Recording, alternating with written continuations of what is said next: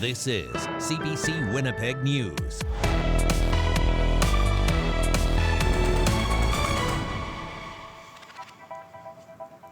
Good evening. Thanks for joining us.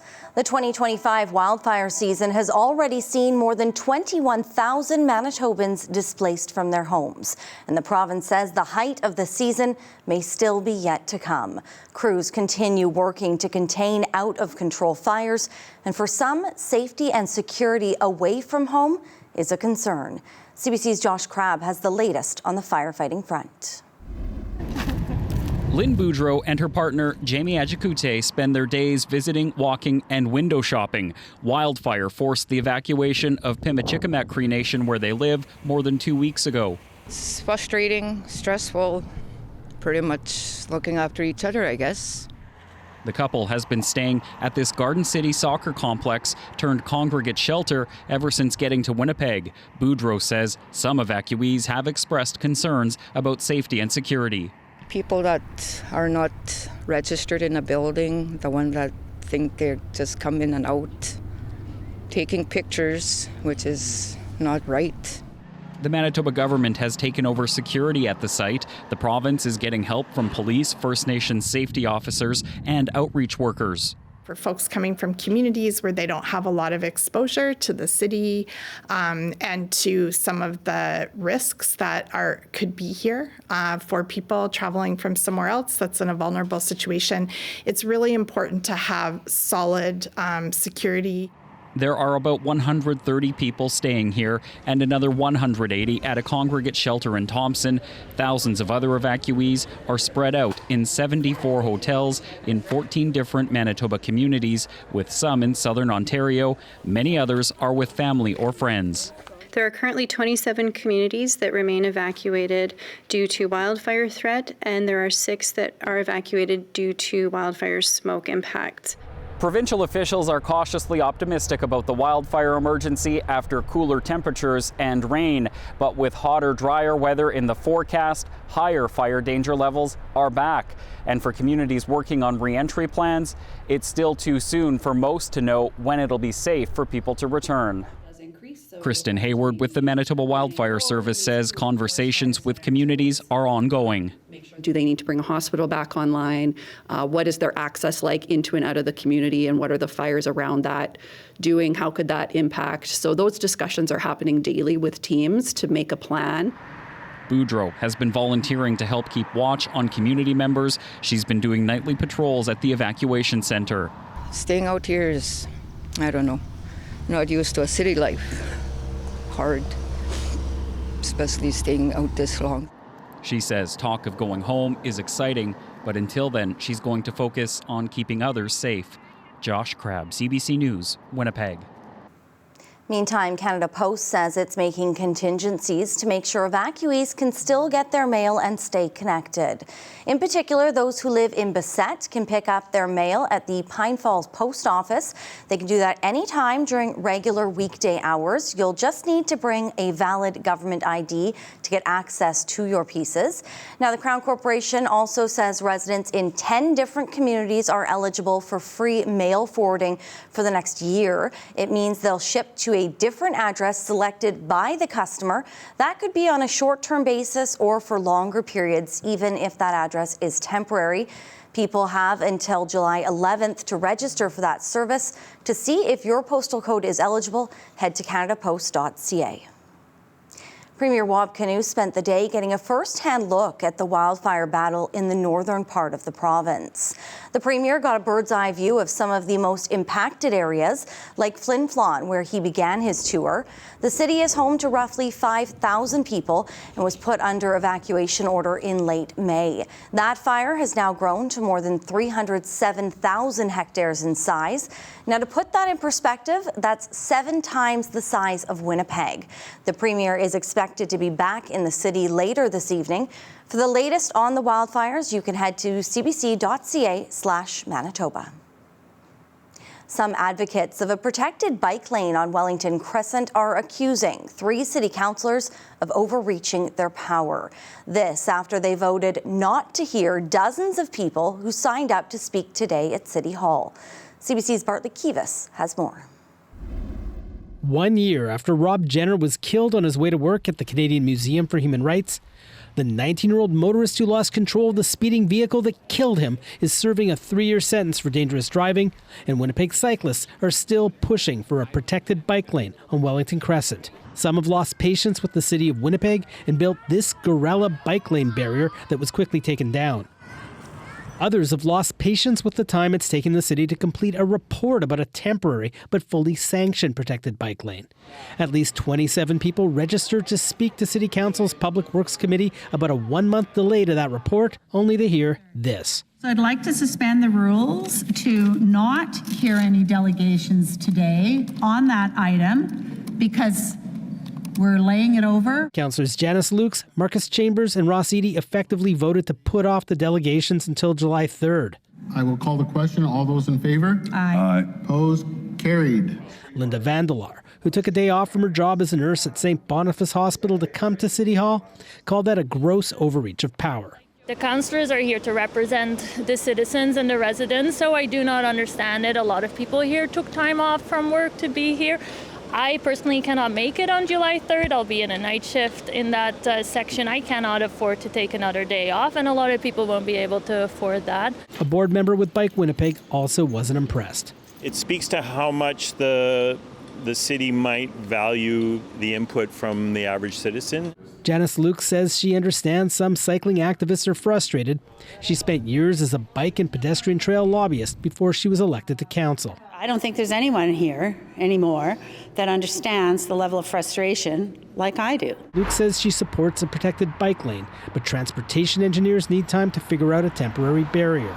I hear it's not happening fast enough, but when I look at other protected bike routes that have gone in, this is happening much faster than other protected bike routes. Luke's also insists council committees have voted not to listen to delegates before, but she couldn't cite an example when this took place. Bartley Kivas, CBC News, Winnipeg.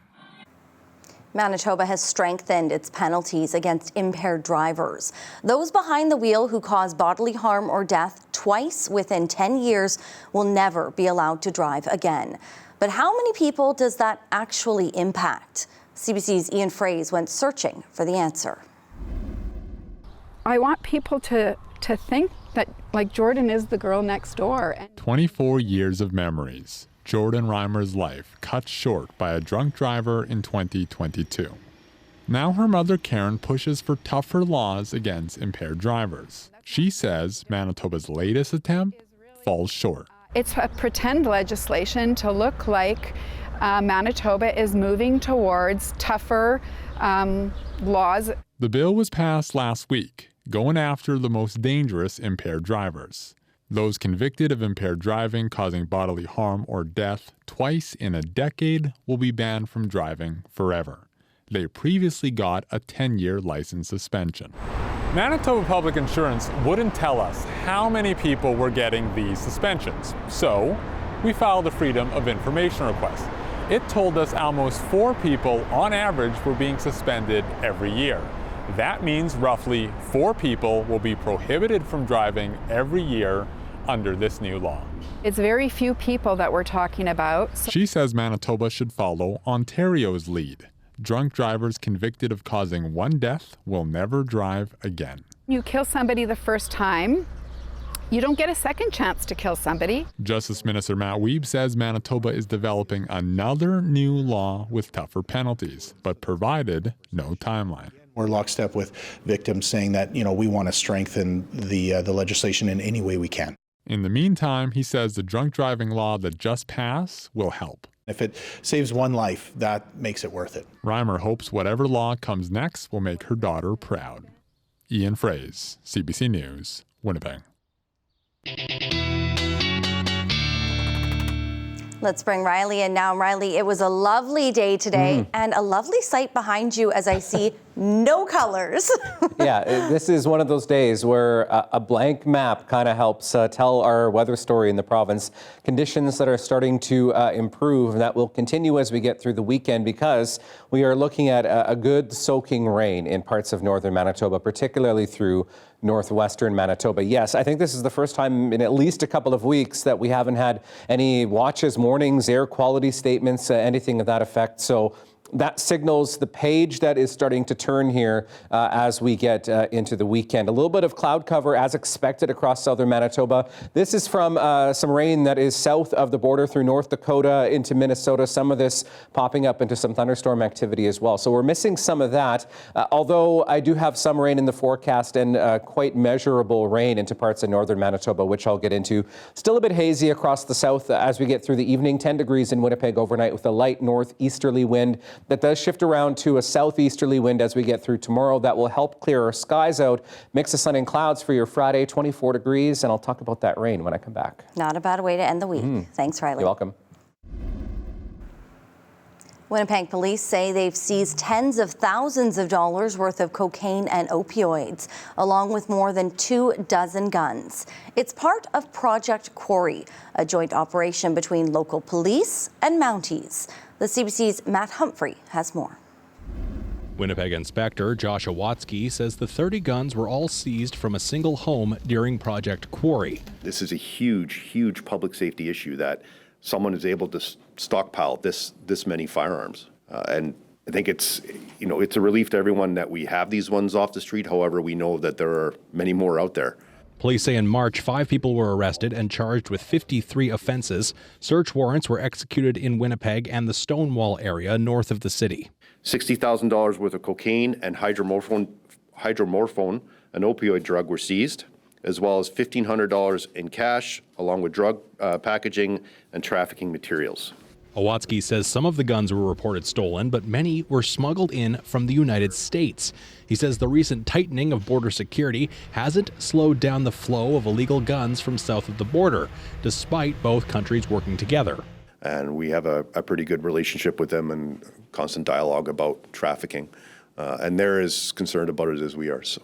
Has there been a decrease since the new border enforcement measures were brought in recent months in smuggling? Not that I'm aware of. Into Canada, no. He says there's a market for guns. The 30 guns seized were worth about $200,000. But there's several different ways that firearms can be smuggled, either across the border, through mail, ways like that. Winnipeg police say among the weapons seized were small devices called auto sears, which can actually modify a semi-automatic pistol into a fully automatic pistol, meaning you don't have to hold the trigger down each time you want to fire a round. Also, they found silencers among the pistols. And police say among those arrested, one was the known leader of a Winnipeg gang. Matt Humphrey, CBC News, Winnipeg. Manitoba's ballooning number of measles cases has the province's medical officer of health recommending people find out their vaccination status. Manitoba now has 98 confirmed and 4 probable cases of measles. That's up from just 7 in May. Dr. Santina Lee says people born after 1985 can go online to find out whether or not their vaccinations are up to date. The Manitoba website for your vaccine records, and you can request it through the online method. If that way doesn't work for you, there are some other options. That includes going to whoever provides you primary health care, asking them, such as your doctor, what your vaccine records are. Lee says for others who are unsure, a blood test is available, but it only measures antibodies. She says if someone gets an extra dose, there are few risks other than benefits. The government is topping up money for the agency that funds the bulk of scientific research in Manitoba. The provincial allocation for Research Manitoba is now $19 million. That's up $5 million from the provincial budget. More than 200 scientists complained in April that funding was too low to make Manitoba competitive. CBC News has been given exclusive access to Canada's only drug overdose hotline. It's called NORSE, the National Overdose Response Service. People who are about to use drugs like fentanyl can phone in and talk with an operator to try to stay safe. The CBC's Jennifer LaGrassa listened in on some of those calls. It's been kind of a long day and I do want to use. What are you using? At any time, operators for NORSE, Canada's only drug overdose hotline, are making sure people stay safe while using drugs. Just to be safe, can we just start low, go slow? Okay, I'll start now. The anonymous hotline pairs people with operators who listen for signs of an overdose. Hopefully it's handgun. Yep. And send EMS if something goes wrong. Many overdose deaths happen when people use alone. The hotline is trying to change that. Most calls come from Ontario, Alberta, and BC. Many of them are working professional jobs. They work in construction. They might have had an injury, like a sports injury, for example. Lisa Morris-Miller runs the hotline. The kid at 16 that is popping perks off the street because he twisted his ankle in soccer a year ago and can't get his oxyscript anymore is not looking to die. They got a bad batch of oxys. Funded by Health Canada, programs like NORS are not without critics. The reality of NORS is not socially digestible. I certainly don't think that it initiates or continues substance use. It's taken more than 20,000 calls, responded to more than 200 overdoses. No deaths. Yeah, I always call. It makes me feel just a little bit safer. NORS is another tool meant to give people another chance during an increasingly toxic and unpredictable crisis. Jennifer LaGrassa, CBC News, Windsor.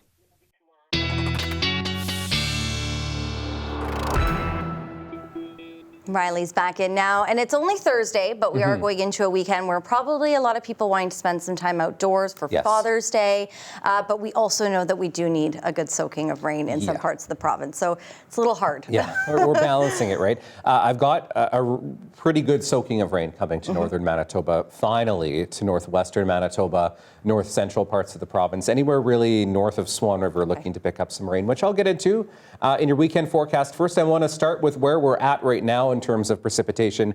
This is going back over the past 90 days in terms of how much rain we've gotten and how that compares to what we usually should see through spring for this time of the year. So as you can see, most of northern Manitoba below that 50% mark, Flin Flon even below 40% of the normal for this time of the year. The south, we're in a little bit better shape. Northwestern Ontario still on the dry side, as is the Parkland into the Swan Valley, but southwestern Manitoba right around where you should be for this time of the year. But as always at this time of the year, we could definitely use a little bit more rain. In terms of that potential for the next 5 days, this particular forecast modeling suggesting again upwards of 50 millimeters into northwestern parts of the province, a little bit less the further east you go. But as you can see, into southern Manitoba, really don't have that in the cards. We might get a little bit as we get into early next week. But other than that, we're looking at a pretty dry pattern for much of southern Manitoba. You can start to see the leading edge of some of that rain on Futurecast as we head through Friday. Southern Manitoba, a mix of sun and cloud.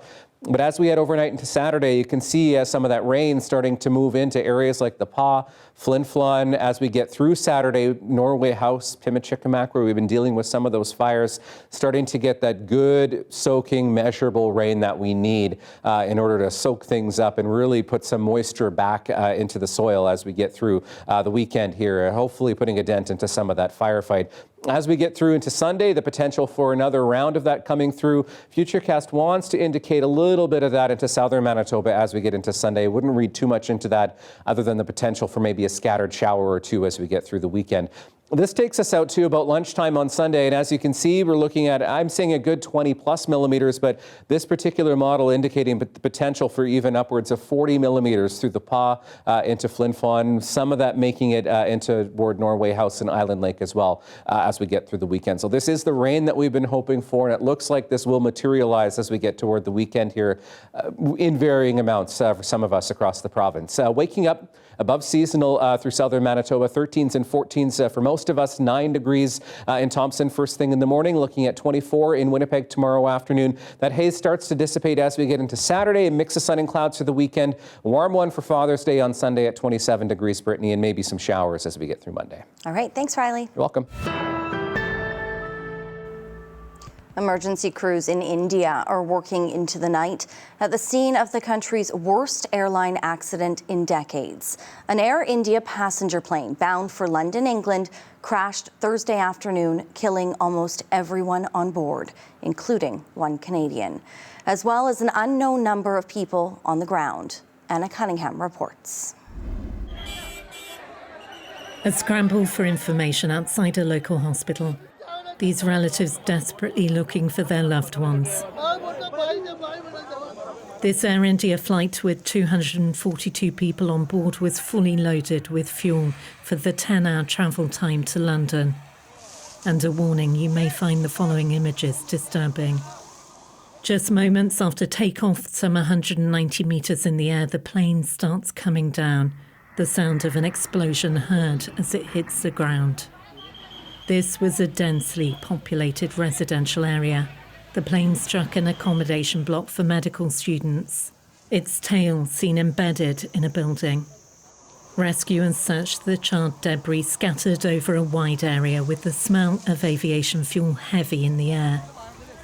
More than 200 bodies have been recovered so far, including from this residential area. The family of the one Canadian passenger on board, dentist Nirali Suresh Kumar Patel from Mississauga, Ontario, have confirmed she did not survive the crash. Against the odds, one passenger walked away. A British man, Vishwash Kumar Ramesh, seen here in hospital meeting the Indian Home Affairs Minister Amit Shah. India's aviation minister has vowed to thoroughly investigate how this deadly crash happened. We are not going to leave any stone unturned.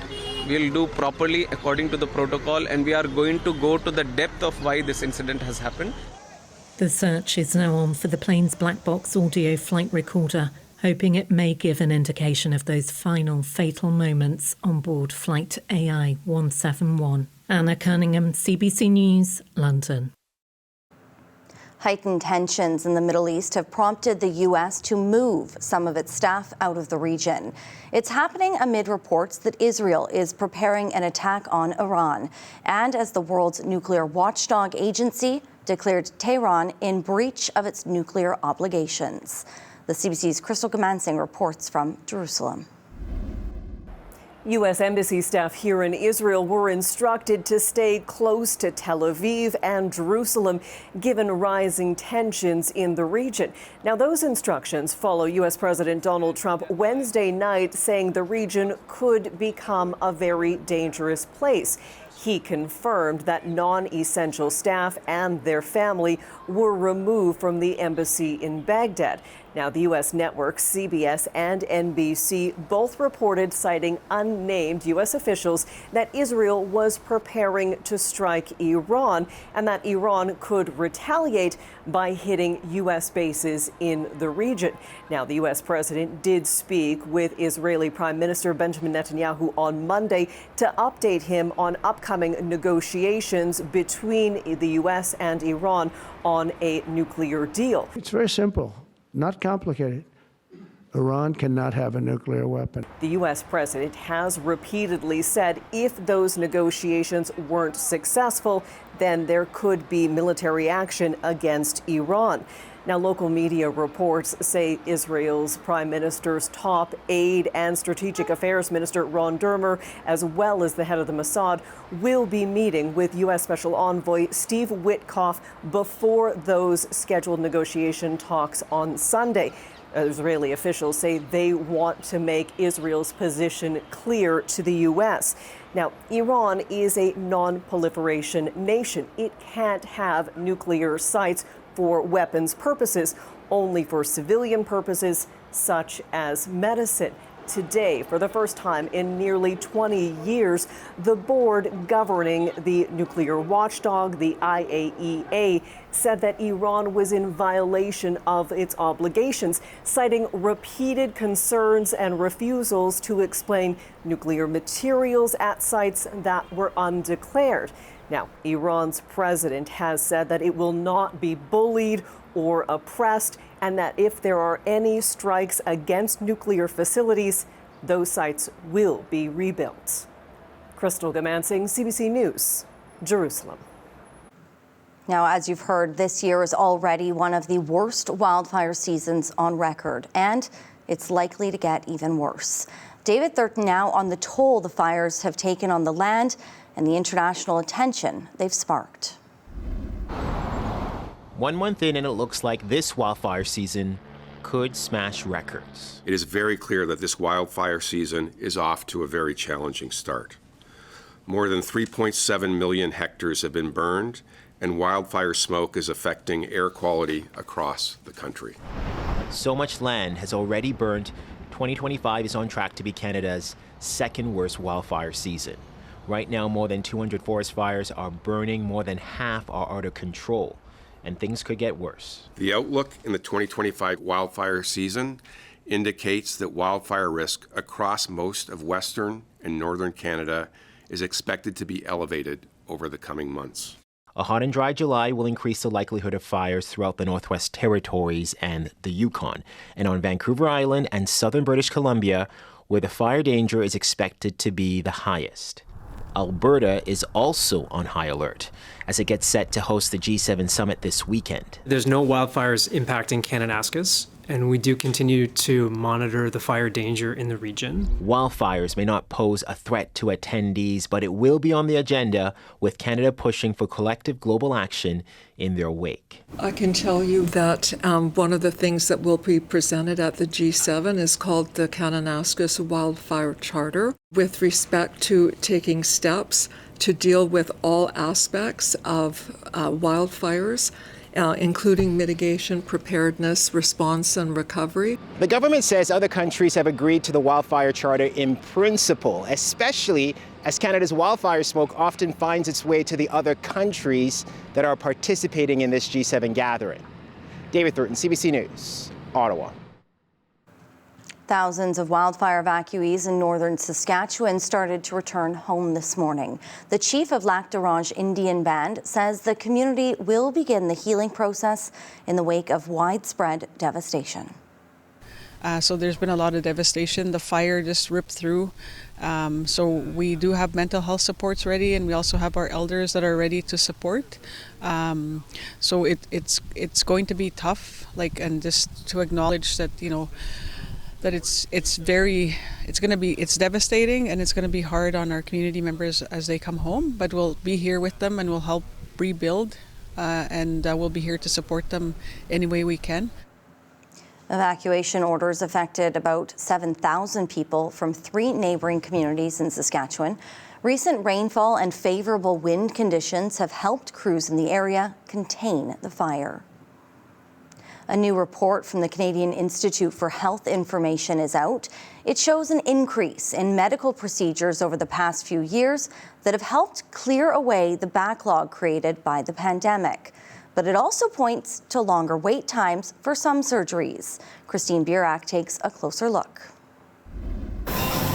More surgeries are happening in Canada, but compared to 2019, a new report shows more patients are also waiting longer. I can understand that it seems maybe counterintuitive at first. Here's how it breaks down. In 2024, the number of hip and knee replacements went up, along with cancer surgeries. And if you need a new hip, the goal is to have surgery within about 6 months. 68% of patients did. But pre-pandemic, the rate was 75%. Same goes for knee replacement surgery. More patients left waiting. And waits for some cancer surgeries also increased by 1 to 5 days. So what's changed? A growing and aging population that is really increasing the demand and the need for surgery. The number of Canadians 65 and older has grown by 19% since 2019. Patients are more complex, and there's a shortage of healthcare workers. This is not something that just all of a sudden happened. Some patients argue governments knew these hurdles were coming and failed to invest in workers and beds. All of a sudden, I'm finding out that my 6 months is now a year, so things haven't gotten any better. It's very disappointing. How long you wait can depend on where you live. In Ontario, 79% of patients had their knee replaced within about 6 months. In Alberta, the number drops. And in Quebec, it's even lower. I do hear patients in our area as well that come to us that mention that they had to get their surgery done in a private center, and they had to take money out of their RRSPs to get their surgery done. At this public hospital in Quebec, Dr. Jan Armano says they're cutting wait times by sending patients to the next available surgeon and extending surgery hours. Our wait time is between 3 and 4 months for a knee and hip arthroplasty. We only have about 10% of our patients on the waiting list have currently been waiting for more than 6 months. He thinks provinces can speed up wait times by incentivizing recently retired healthcare workers with flexible hours and finding ways to keep the employees they have to get more Canadians the surgeries they need. Christine Birak, CBC News, Toronto. And some exciting news from the Jets tonight. Goalie Connor Hellebuyck is the winner of another 2 awards, although it might not be a surprise to really anyone. The National Hockey League announced Hellebuyck has won the Vezina Trophy for Best Goaltender. This is the 3rd time he's won the trophy. Hellebuyck also won the Hart Trophy for Most Valuable Player. This news was spoiled early in the week by a leaked photo. The last player to win the Hart and Vezina was Carey Price back in 2015. Now, at the end of the regular season, Hellebuyck also was awarded his 2nd Jennings Trophy. That goes to the goalie on the team allowing the fewest goals. One trophy Hellebuyck still has yet to win, along with the Winnipeg Jets. That would be the Stanley Cup.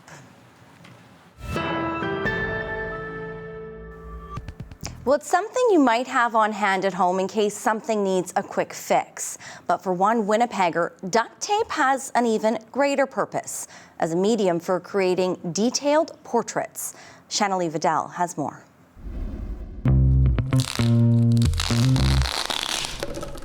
That was a good one. That's Levi Sobering strategically pulling a layer of bright green duct tape off his canvas. It's almost like paint by colors, but you're removing tape instead. While some people might use duct tape for repairs, he uses it to create detailed portraits that range from superheroes to musicians to athletes. As you get closer, you can see all the lines in all the tape, and you can just see how intricate it is. And you know, it's hard to believe that something like this can be made out of duct tape. This is Gord Downie, a Canadian legend, and also one of his most iconic pictures with the Jaws shirt. Pretty much black, white, and gray, but a little splash of color for something to pop. I start with a 1/4-inch board of MDF. Doesn't look like wood anymore, but I layer tape in different directions. So I got white and then gray and green, all the other colors. And I draw the image on with a projector, and then I reference the picture on a laptop while I cut through all the layers and then peel out the top layer until I find the color that I'm looking for. This is Willie Jefferson. This is a player for the Winnipeg Blue Bombers. I did tag him on Instagram, and I made one of him before this one of him holding the Grey Cup, which we've talked over Instagram about it. So I'm pretty sure he's aware. And this little spot, and then we're good to go.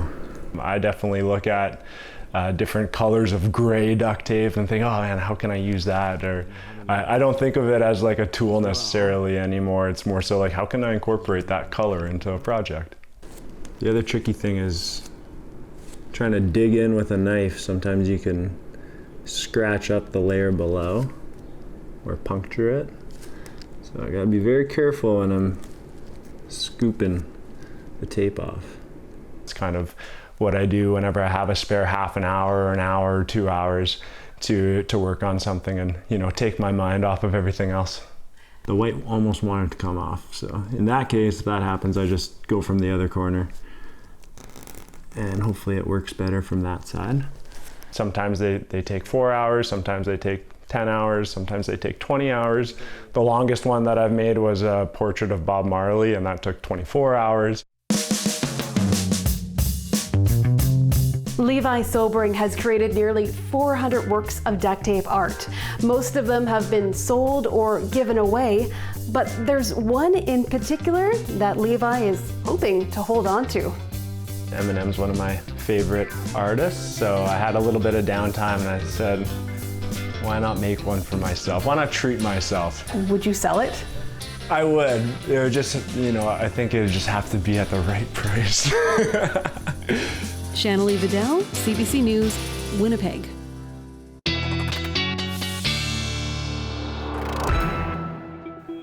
I don't think I have the patience. I don't I'm either. not a very patient person, as those very in our newsroom nice. can attest. They're very lovely. nice, I move on quickly to things. So The knife would be going right through the right? paper. Some nice weather that we have coming ahead, but also some much needed rain in some areas. Exactly. For much of northern Manitoba, getting a good rain as we get through the weekend, as I mentioned earlier.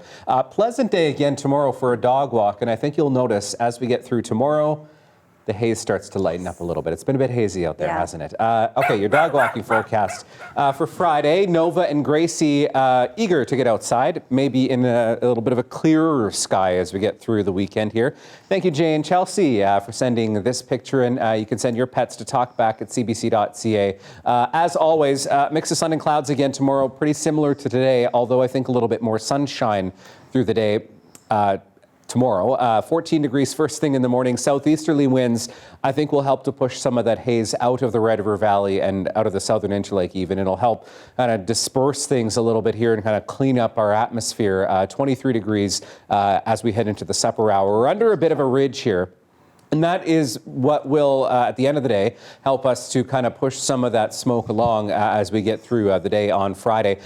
Pretty weak ridge. It hasn't pushed some of this warm southerly air up into the southern prairies, but it has allowed us to kind of reset and change our pattern around here as we've gotten through the last couple of days at least. Temperatures very seasonal for this time of the year. 23 degrees in Winnipeg. Downtown we peaked at 23 this afternoon. Very briefly we're at 24 at the airport through the mid-afternoon here in Winnipeg. 20 in Dauphin at the moment. You can see where the jet stream kind of cuts through Manitoba. Some cooler air to the north. 13 in Thompson. 17 degrees in Churchill right now. Overnight temperatures look like this, a little bit warmer than seasonal as we get through the night tonight for some of us, but otherwise a very nice and pleasant evening once again. 9 degrees tonight through Westman, through Dauphin, Swan River, some cloud starts to build in. 12 degrees in Gimli, and looking at temperatures close to 10 degrees into northwestern Ontario. Into northern Manitoba, 2s and 3s for a good chunk. Thompson, Gillam, 5 in Norway, House, Island Lake also at 5 degrees. Getting into the double digits tomorrow. You'll see though as we get through the afternoon, some cloud starts to build in. The first little bits of rain start to push into northwestern Manitoba. That's ahead of that system coming into the weekend. Some clouds still left over in southern Manitoba, so a mix of sun and clouds tomorrow. Cloudier into the Parkland, looking at 23 degrees, really up the western side of the province, 24 in Portage. These temperatures very seasonal for this time of the year, and Brittany looking at temperatures close to 20 degrees as well into northwestern Ontario. Thanks, Riley. You're welcome. Well, the Florida Panthers are up 2-1 over the Edmonton Oilers, heading into Game 4 of the Stanley Cup Final. The Panthers' success in recent years is giving a major boost to hockey in the Sunshine State. Julia Wong reports. In South Florida, it's fun in the sun all year round. But action on the ice is also heating up. 8, 9, 10, down that way. The rink is 10-year-old John DePaulo's happy place, one of a growing number of South Floridians now embracing the game. Yeah, it's really cool, and since I play in a rink, if there's ever like bad weather, I can still come to the games and I get to do what I like. It's not as unattainable as people think that it probably is in South Florida. The general manager here, a Canadian, originally from Toronto. The business started with 20 kids playing hockey. Now there are more than 500. Florida is one of those places where you can play hockey in the morning and go to beach in the afternoon. It's a sport where you're not standing outside in 90-degree heat, so parents really love being here. And you know that in itself is going to continue to help us grow. The success of the Florida Panthers, now playing in their third straight Stanley Cup final, is no doubt giving the sport a boost. The team's foundation runs Learn to Play programs, which hit a milestone of 1,000 kids this year. The demand and the hunger for the game has grown tremendously. You see more Panthers gear out here now than you've ever seen before. And it's showing up in pubs across South Florida too. Here, the crowds for hockey playoffs have grown massively and are second only to football. It's nice to have different sports. Obviously, football is popular everywhere in America. Baseball, not so much, but it's been really nice. Like, hockey is a different vibe. It's a vibe more and more people are now enjoying, meaning Canada's official winter sport could become a bigger part of the fabric here in the Sunshine State. Julia Wong, CBC News, Fort Lauderdale, Florida. Well, you might not have hockey anymore, but it is game day in Winnipeg. The Winnipeg Blue Bombers kick off their CFL season tonight against the BC Lions at Princess Auto Stadium. CBC's Jim Agapito made it to the tailgate party ahead of kickoff to hear from dedicated fans.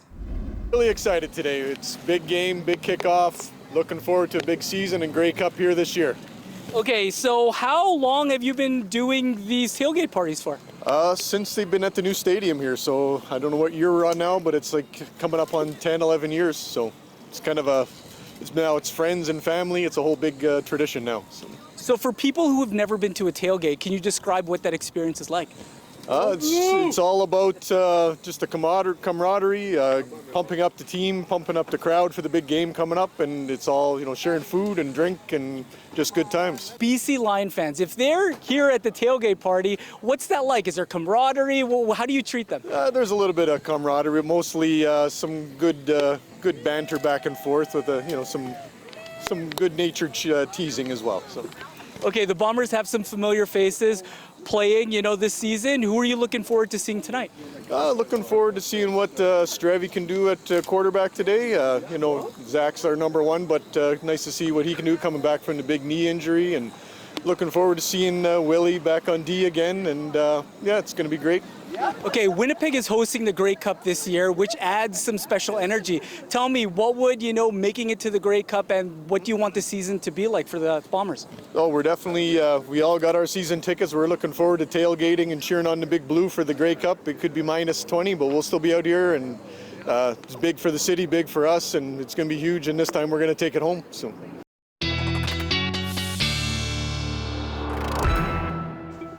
All right, let's have a look at Father's Day. We'll skip ahead here quick because I know a lot of folks probably eager to get outside for Father's Day, and we're looking at a pretty nice weekend for that as well. In Winnipeg, warm and decent is what I'm calling it. 27 degrees under a mix of sun and cloud. Maybe a touch hot for some, but you know what? We'll take it. 24 degrees the next couple of days, mix of sun and clouds, maybe a little bit of extra cloud hanging around Saturday and Sunday. Then we see our next best chance for some showers coming our way into Monday through the afternoon. Looks like periods of rain or some showers at this point. 24 degrees and temperature staying very, very seasonal for this time of the year as we get through Tuesday and Wednesday. Chance of showers Wednesday and maybe some thunderstorms next Thursday. Well, if you are feeling adventurous, maybe a trip to the Walmart in Amherstburg, Ontario, that's south of Windsor, is in order. There, you'll likely come face-to-face with a TikTok superstar. Greeter Steve Taylor has 1 million likes on the app, earning the retired auto worker national recognition as Walmart's head office in Arkansas. Wow. Here's your Daily Lift.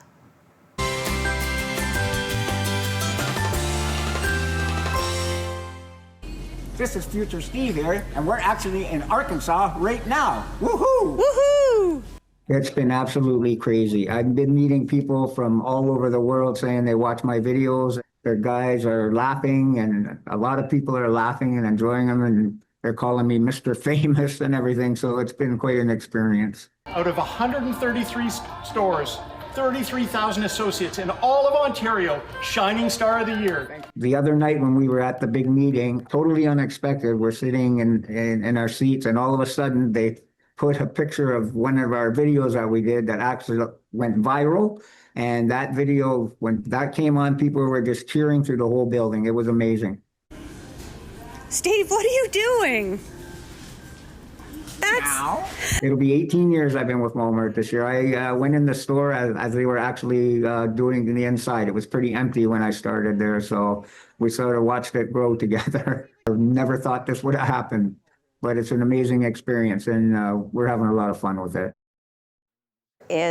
Oh my, I love that, woohoo! I don't know, is that a cat? We were thinking fox. We think one of those kind of cartoon foxes it looks like, but he sure looks like he's having fun. Yes. And I bet he brings a smile to a lot of people's faces. I am sure a lot of folks go to Walmart just to see him. Yeah. Because I would. Right? Time to go to Ontario. Exactly. Have a wonderful night. We will see you back here tomorrow. And as Steve says, woohoo!